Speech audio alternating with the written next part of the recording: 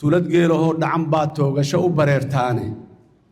ما دول كورنا موتجيان ندق حتورين تولد جيله دعم بات توجشوا بريرتان ما دول كاس لين تجي بان ندق حتورين نكي كلا صار له نكي كلا صع وضو نكي سحن أفكروا أذي تلاذا قصته سيدات مودي سماه وروي صومالي بعده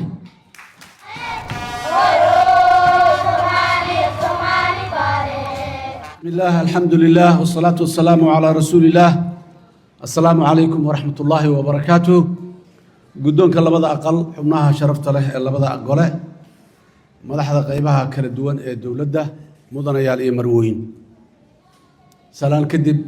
سيدا أدلو وضا سعطان لح لباتنك ديسمبر لبكون لباتن إيشان بنجامين نتنياهو برايم مينستر كا رئيس الوزراء إسرائيل أيا حد قدب وينها وقي استقرار نمد صوماليا لباتا بدن ظروف عدق wax badan ay soo martay laakiin sooma marin midda 26 December oo Netanyahu uu sameeyay oo kale sooma marin Soomaaliya markii uu si sharci darro ah oo ugu dhawaaqay in uu dawlad madax bannaan u aqoonsanayo deegaanada waqooyi galbeed ee dalkeena tallaabada Netanyahu qaaday waa mid aan marnaba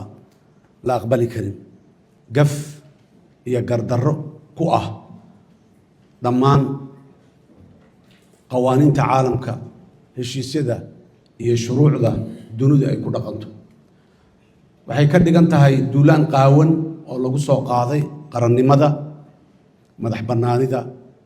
iyo midnimada dhuleed iyo dadeed ee jamhuuriyadda federaalka ee Soomaaliya waxay caddaynaysaa ay cod dheer ku leedahay gobollada waqooyi ee jamhuuriyadda ee loo yaqaan Somaliland waa qayb ka mid ah jamhuuriyadda federaalka ee Soomaaliya dunida cod dheer ayaan intaas ku gaarsiinaynaa kuna xusuusinaynaa waxaan u sheegaynaa caalamka xadgudubka iyo isku dayga Netanyahu ee kala qaybinta jamhuuriyadda federaalka ah ee Soomaaliya inuu khatar ku yahay xasiloonida iyo deganaanshiyaha caalamka iyo midka gobolka waxa uu na dhiirigelinayaa kooxaha xagjirka ah iyo dhaqdhaqaaqyada gooni u goosadka ee ka jira ama ka jiri kara gobollo badan oo caalamka ka mid ah oo ay hami geli doonto in ay xumaanta iyo kala go'go'u ay suurtagal yihiin waa arrin aan si adag uga digayno shacabka Soomaaliyeed siyaasiyiintooda culimadooda hormuudkooda bulshada waxay muujiyeen sida ay uga go'an tahay ka hortagga ku xadgudubka qarannimadooda taas oo fariin cad u ah Netanyahu iyo kuwa la midka ah iyo in ay ku hungoobi doonaan isku daygooda guracan waxaan si weyn ugu mahad celinaynaa dalalka aan saaxiibada nahay iyo kuwa aan walaalaha nahay iyo hay'adaha gobolka iyo kuwa caalamka ee sida adag uga hor yimiday xadgudubka uu ku kacay Netanyahu Soomaaliya marnaba ma aqbalayso mana aqbali doonto in shacabka reer Falastiin khasab looga soo guuriyo dhulkooda ayaga ay xaq u leeyihiin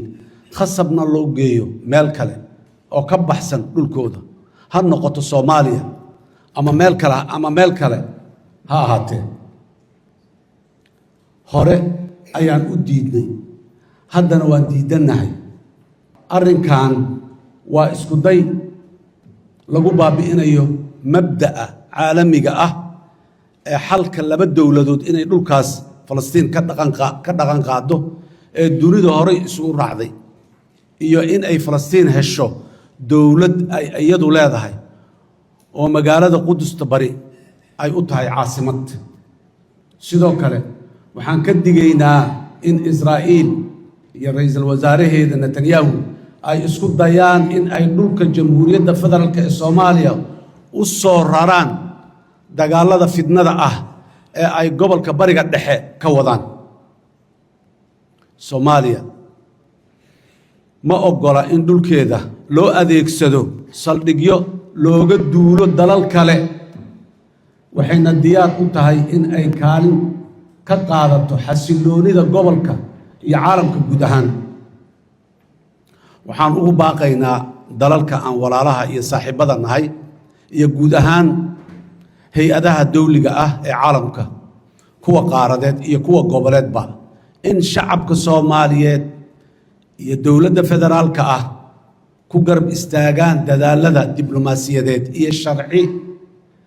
ee ay isaga difaacayso dulmiga, xadgudubka qaawan ee uu Netanyahu kula kacay Soomaaliya iyo shacabkeeda. shacabka Soomaaliyeed waxaan ugu baaqayaa inay isdejiyaan, ayna u midoobaan difaaca midnimada iyo gobonnimada dhuleed ee dalkeenna ee duulaanka qaawan lagu soo qaaday. lama joogo xilli aan qolo-qolo iyo gobol-gobol u xafiiltanno, ee waa inaan xooggeenna iyo xigmaddeenna isugu geynaa sidii aan u difaacan lahayn jiritaankeenna iyo qarannimadeenna. walaalayaal, mid waxaan leeyahay madaxda gobollada waqooyi ee Somaliland ee uu ugu horeeyo madaxweyne Cabdiraxmaan Cirro, shacabka gobollada waqooyi jiha qaldan ha u riixina, hana u horseedina masiir mugdi ah. xayndaabkooda goboleed iyo kooda deriskooda soo jireenka ahna ha ka horkeenina. walaalayaal, meeshaas waddo la mahadiyo idinkama jirto, ee ha u jeesanina. waxaan mar kale ku celinayaa oo aan xasuusinayaa walaalaha waqooyiga Soomaaliya iyo caalamkaba in mowqifka dowladda Soomaaliya aanay wax iska bedelin, iskana bedeli doonin, kaasoo ahaana doona in wada hadal macno leh lala galo maamulka Somaliland si midnimada loo xoojiyo, isfaham waaga jirana meesha looga saaro, oo Soomaaliya mid oo dhinac u wada jeeda aan u helno, waana heli karnaa haddii aan la yidhaah. midna waxaan leeyahay guud ahaan shacabka Soomaaliyeed, gaar ahaan walaalaha gobollada waqooyi ku dhaqan, la idinkuma yaqaano taariikhdiinna, kana mid ma ahan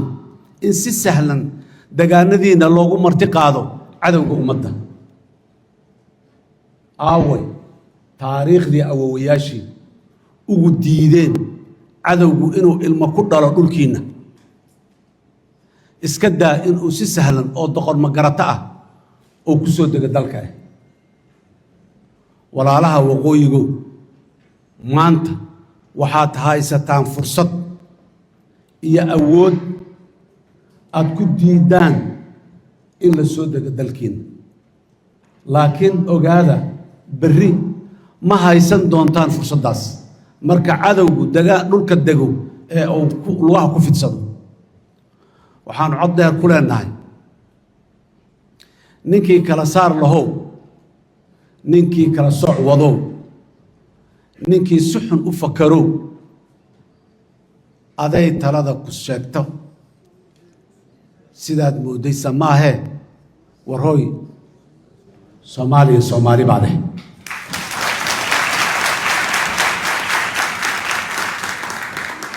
ugu dambayntii, Soomaaliya waxaa ka go'an inay qaaddo tallaabo kasta oo diblomaasiyadeed iyo qaanuun oo lagama maarmaan ah si ay u difaacdo madax bannaanideeda, midnimadeeda iyo xuduudaheeda caalamku aqoonsan yahay. gabagabadii iyo gunaanadkii waxaan walaalaha xusuusinayaa dhammaan oo aan leeyahay, adinka oo wada og dhammaan shacabka Soomaaliyeedna uu yaqaano